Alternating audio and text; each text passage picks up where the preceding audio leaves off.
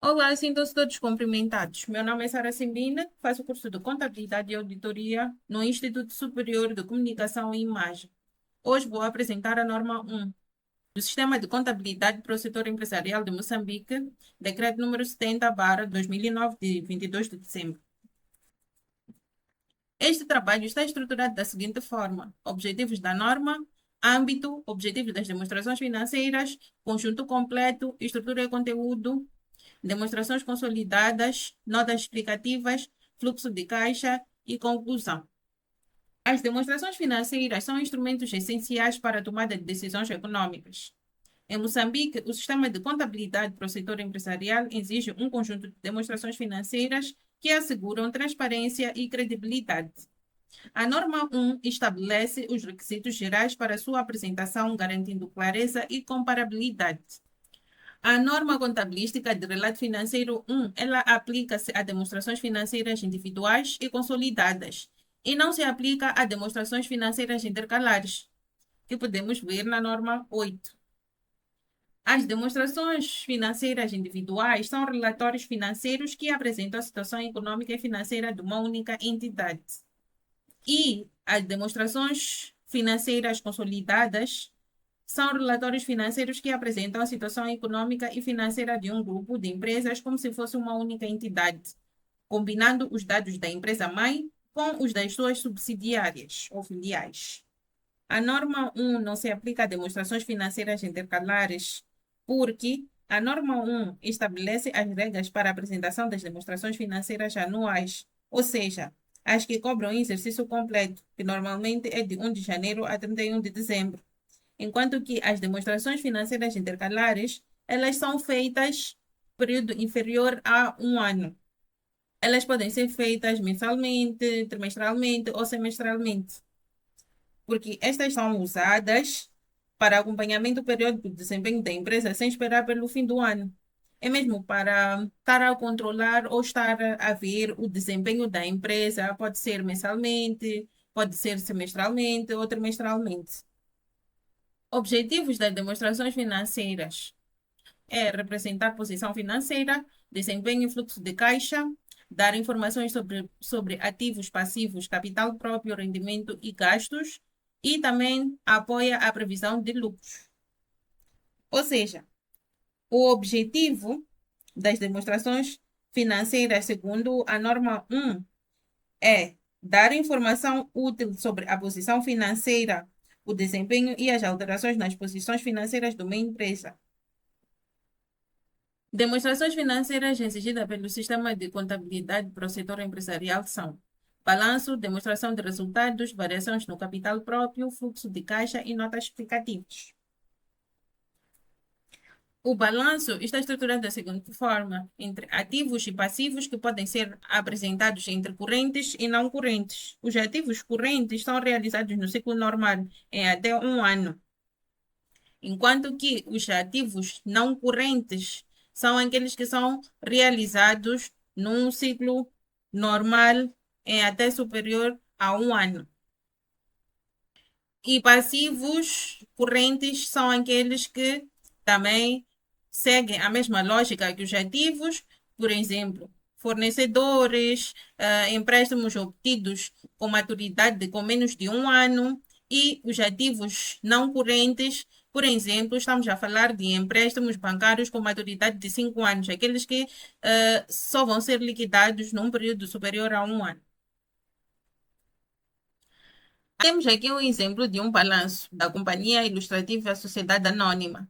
Temos claramente o nome do mapa, temos o período que se refere e temos aqui ativos, em que temos ativos não correntes e correntes, temos a seguir capital próprio e passivos, em que temos capital social, temos total do capital próprio, temos passivos não correntes e temos passivos correntes. Este documento nos mostra a situação da empresa. Demonstração de resultados é uma demonstração financeira que mostra o rendimento e gasto de uma empresa durante um período normalmente de um ano, apurando no final se a empresa teve lucro ou prejuízo. Nestas demonstrações, deve-se apresentar todos os itens de rendimentos e gastos do período, Não deve incluir quaisquer itens de rendimentos e gastos considerados extraordinários. Pode ser apresentada por natureza de despesas ou por funções de despesa. Por natureza de despesas, ela agrupa gastos como, por exemplo, do tipo matérias-primas, pessoal, depreciação, etc., como publicidade também, amortizações de salários. E por funções, agrupa gastos pela função na empresa, como, por exemplo, gastos administrativos ou custos de distribuição. Aqui temos os dois exemplos das demonstrações de resultados. A primeira é por natureza da companhia ilustrativa e temos na segunda a demonstração de resultados por funções. Ok? Como já havia dito, a por natureza ela agrupa gastos do tipo matéria-prima, remunerações, amortizações, etc. Enquanto que por funções agrupa gastos por funções na empresa, como por exemplo custo de distribuição, custos administrativos, etc. Demonstração das variações no capital próprio. As variações no capital próprio refletem o aumento ou redução dos ativos na entidade, ou seja, mostra todas as variações ocorridas no capital próprio de uma empresa durante um período, explicando como o capital próprio passou do valor inicial do ano para o valor final do ano, ou seja, responde à questão do o que fez o capital próprio aumentar ou diminuir durante o ano. Inclui todos os rendimentos e gastos do período, exceto transações com os sócios. Isto é muito importante porque as demonstrações mostram tudo que foi ou tudo o que afetou o capital próprio, mas exclui movimentos como entrada de capital pelos sócios e distribuição de dividendos, porque essas são transações diretas com os proprietários, não resultados da atividade da empresa. E ajustamentos e repreensões nível de políticas contabilísticas e alterações nas estimativas de erros devem ser apresentadas em linhas separadas. Ou seja, quando a empresa corrige erros de anos anteriores ou muda políticas contabilísticas, esses ajustamentos não podem ser misturados com os valores normais. Devem aparecer em linhas próprias, identificadas nas demonstrações para garantir transparência e comparabilidade. Ou seja, em suma, tudo que mudou no capital próprio, como lucros, prejuízos, reservas e correções, de uma forma clara e separada, excluindo apenas as transações diretas com os sócios. Demonstração do fluxo de caixa. Ela fornece base para avaliar capacidade de gerar caixa, necessidade de utilização desses fluxos, segue requisitos da norma 2, fluxo de caixa. Bom, fluxo de caixa mostra todas as entradas e saídas de dinheiro de uma empresa durante um período, explicando como o saldo da caixa varia do início até o fim do ano. Ou seja, a demonstração de fluxo de caixa responde à pergunta de onde veio o dinheiro e onde foi gasto esse dinheiro. Temos aqui um exemplo de mapa de fluxo de caixa da Companhia Ilustrativa Sociedade Anônima.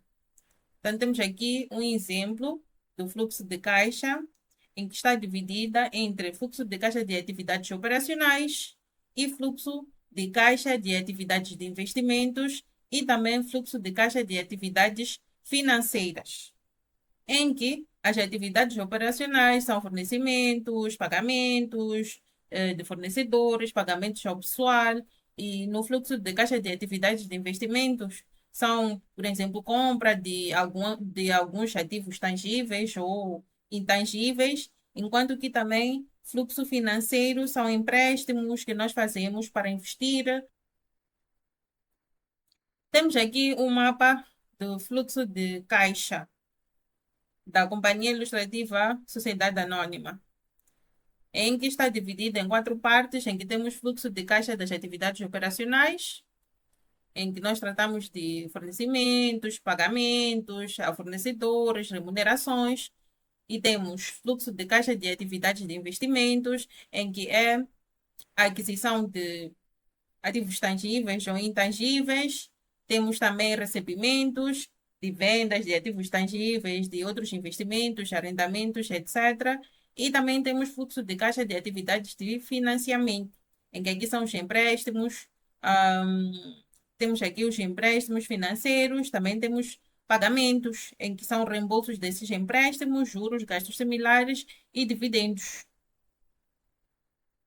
Por fim, temos notas explicativas. Nas notas explicativas, nós encontramos lá políticas contabilísticas, bases de mensuração, julgamentos significativos e incertezas, informações adicionais sobre, sobre entidades e operações. Ou seja, as notas explicativas é como se fosse um complemento explicativo a todas as outras demonstrações. São informações adicionais que detalham e esclarecem e contextualizam os valores apresentados no balanço, na demonstração de resultados, nas demonstrações de variação de capital próprio, tornando as demonstrações financeiras mais transparentes e compreensíveis.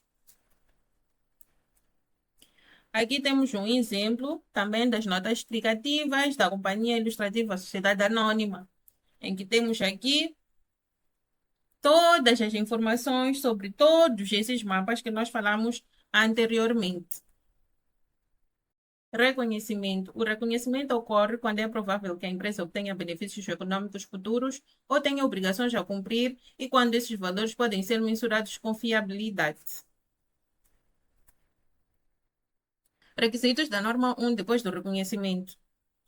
Temos continuidade, regime de acréscimo, consistência da apresentação, materialidade, não compensação, informação comparativa, consequência de relato.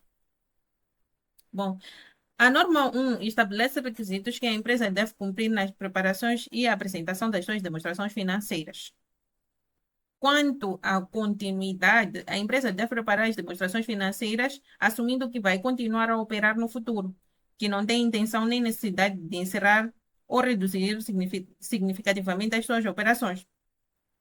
Se houver dúvidas sobre a continuidade, isso deve ser divulgado no anexo. Quanto ao regime de acréscimos, as transações devem ser reconhecidas quando ocorrem e não quando o dinheiro é recebido ou pago. Por exemplo, uma venda feita em dezembro é registrada em dezembro, mesmo que o cliente só pague em janeiro. Depois temos consistência de apresentação. Quanto à consistência de apresentação, a forma a apresentar as demonstrações financeiras deve ser mantida de período para período, para permitir comparação. Só se pode mudar a apresentação se houver uma razão justificativa e deve ser divulgada no anexo. E na materialidade, itens materialmente relevantes, significativos, ou seja, devem ser apresentados separadamente. Itens imateriais podem ser agregados com outros de natureza semelhante. A materialidade é uma informação material se a sua omissão ou distorção puder influenciar as decisões dos que vão usar essas demonstrações ou essas informações das demonstrações financeiras. Quanto à não compensação, isto significa que compensar ativos como passivos, nem rendimentos ou gastos salvos quando expressamente permitido por uma norma. Por exemplo, não se pode apresentar apenas a diferença entre dívidas a clientes e dívidas a fornecedores. Cada um deve aparecer pelo seu valor bruto. Quanto à informação comparativa, as demonstrações financeiras devem incluir informações do período anterior para efeitos de comparação, como, por exemplo, informações de 2025 e de 2024. Exemplo, pode ser item venda e resultado líquido. O resultado de 2025 pode ser 1.000 ou 1 milhão e de 2024, vamos lá, 750.000. O resultado líquido será de 76.000 e frequência de relato. Frequência de relato. Na frequência de relato, as demonstrações financeiras devem ser apresentadas pelo menos uma vez por ano no final do exercício econômico. Em suma, na continuidade, a empresa vai continuar a operar no regime de acréscimo, é para registrar quando ocorre e não quando se paga. E na consistência, mesma forma de apresentar. Mensuração. A mensuração corresponde à forma como os elementos são avaliados. Na maioria dos casos, utiliza-se o custo histórico, podendo também ser aplicado outras bases de mensuração previstas pelas NIRFs. Demonstrações de resultados. As demonstrações de resultados devem ser apresentadas de forma clara e consistente, permitindo a comparação entre períodos e sempre acompanhadas de notas explicativas. Ou seja, quando nós preparamos as demonstrações de resultados, nós temos que nos atentar que temos que explicar o que vem por detrás dos números com as famosas notas explicativas. Fluxos de caixa. Fluxos de caixa é parte integrante das demonstrações financeiras, porque as demonstrações de fluxo de caixa não é opcional, é uma das 5 demonstrações financeiras obrigatórias na norma 1. Complementa as outras demonstrações, mostrando o movimento real do dinheiro da empresa. Uma empresa pode mostrar lucro na demonstração de resultados, mas não ter dinheiro em caixa, e a demonstração de fluxo de caixa revela essa realidade. Depois temos a classificação operacionais, investimentos e financeiros. Bom, as atividades operacionais são os fluxos do negócio principal da empresa no dia a dia. Por exemplo, recebimentos de clientes, recebimentos de prestações de serviços, em que temos entradas e saídas, em que temos pagamento, por exemplo, de fornecedores, pagamentos de salários, pagamentos de impostos.